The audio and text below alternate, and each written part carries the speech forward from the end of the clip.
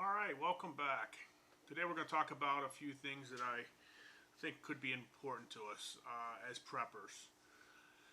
We're preparing for everything from food shortages to power outages and everything you could think of, but what have you thought about entertainment? Have you thought about information after this event happens? So once the electricity is gone, internet's gone, your phones aren't working, how will you entertain yourself? A few things to think about. Books. I know they're old school for some of you younger people, but guess what? They're still very viable today. So what we can do is get a nice library going of everything from just normal novels and books that we could just read just to stimulate our mind, to some medical books that will help us with the ouchies and ooh-oohs and boo-boos and everything like that. It's not going to turn us into surgeons or doctors, but it'll help us with some minor things. Get some first aid books. These are my wife's medical assisting books. We got some first aid books coming too that we're going to have in our inventory, which I think I still have some floating around here.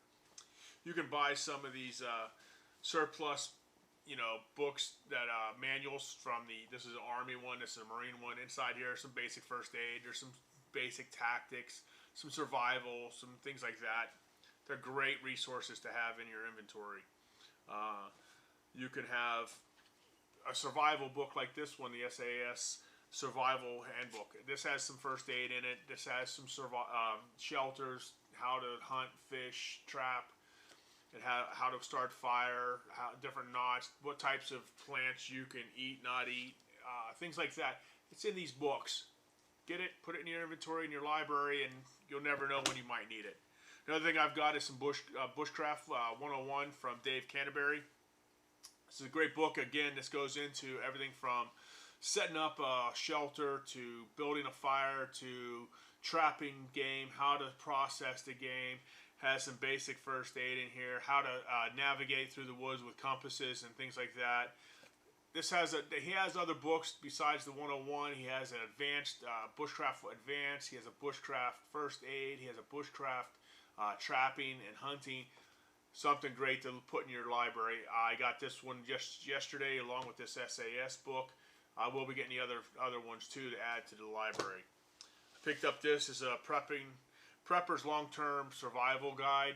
This is just told by Jim Cobb in a story form of what happens after society ended for fictional characters and how things progressed and how things degraded down in society and what they had to go through. Then he would go into explaining things that you should look for, what you should be doing, what you should stockpile, what things you should be working on. One of the things is this right here, knowledge.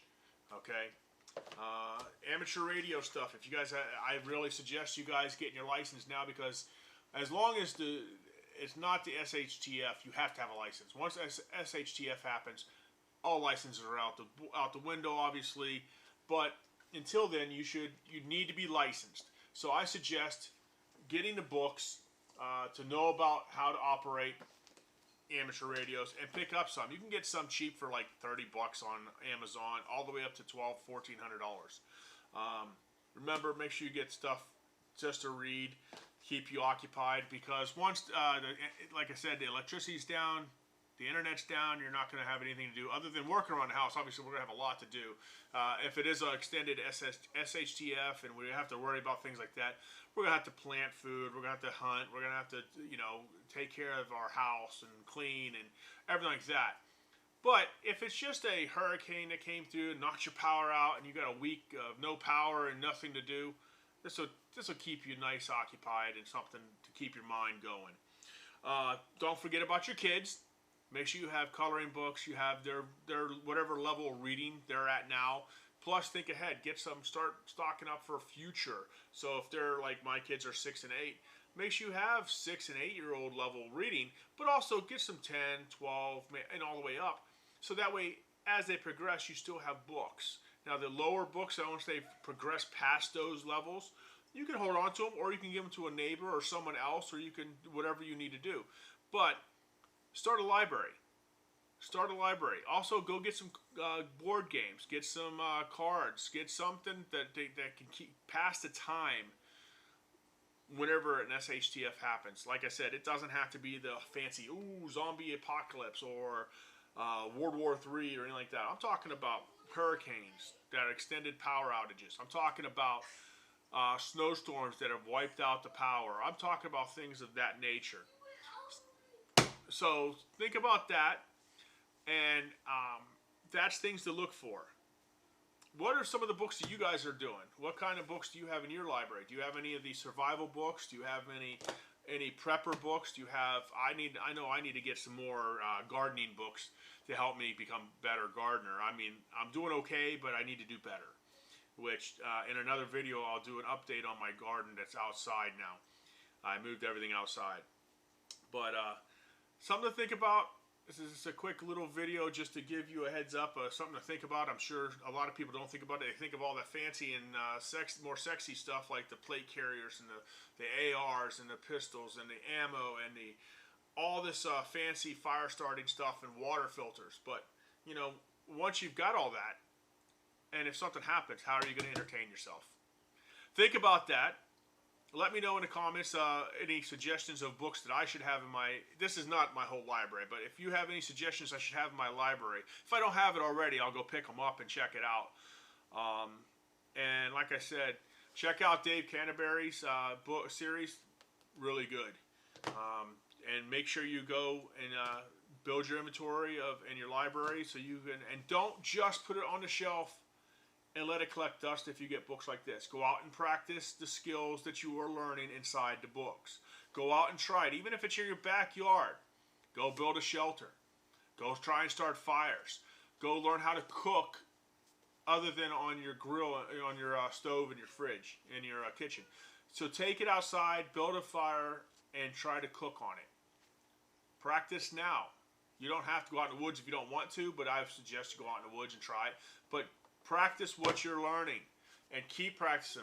Keep honing your skills. All right?